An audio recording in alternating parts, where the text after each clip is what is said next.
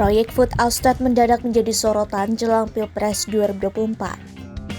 PDI Perjuangan menjadi salah satu pihak yang getol menyuarakan Food Estate sebagai proyek kejahatan lingkungan.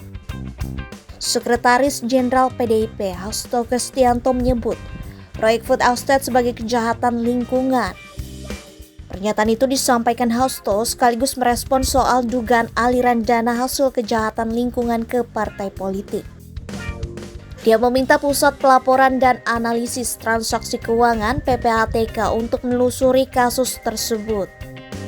Pernyataan Hasto langsung dibalas Menteri Pertahanan sekaligus Ketua Umum Partai Gerindra Prabowo Subianto. Prabowo membalas pernyataan Hasto dengan kata-kata singkat. Dapat jadi bagian dari kejahatan lingkungan, yang benar. Prabowo tidak mau berkomentar banyak soal pernyataan Hasto yang mengkritik proyek Food Estate. Bahkan saat ditemui hari ini di gedung MPR DPR Jakarta, Prabowo hanya senyum.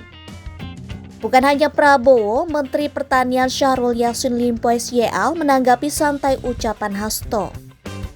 Menurut SYL, proyek Food Estate yang dijalankan pemerintah sudah ada regulasinya, yaitu Peraturan Menteri Lingkungan Hidup dan Kehutanan Nomor 24 Tahun 2020 tentang penyediaan kawasan hutan untuk pembangunan Food Estate.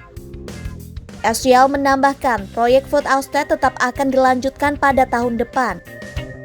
Bahkan Presiden Jokowi sudah menganggarkan 108,8 triliun rupiah di 2024 untuk ketahanan pangan. Salah satunya disuntik untuk proyek Food Estate. SYL juga mengklaim proyek Food Estate mampu membantu meningkatkan produksi pangan, misalnya padi. Misalnya untuk produksi padi sebanyak 31,5 juta ton. Terakhir, Presiden Joko Widodo angkat suara mengenai kritikan Hasto. Menurut Jokowi, proyek ini penting untuk mengantisipasi krisis pangan.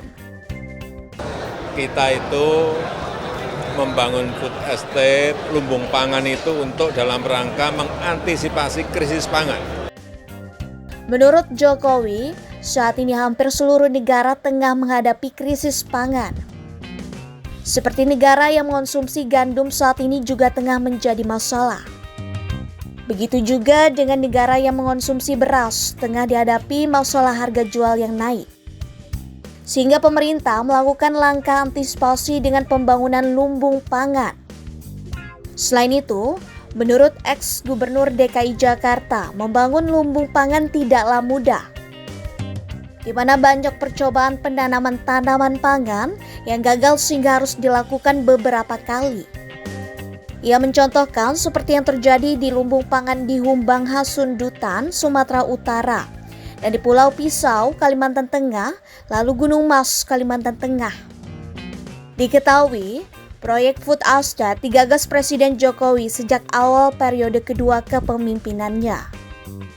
Proyek itu di bawah kendali Menteri Pertanian Syahrul Yassin Limpo dan Menteri Pertahanan Prabowo Subianto dan masuk dalam proyek prioritas strategis mengacu pada Perpres nomor 108 tahun 2022.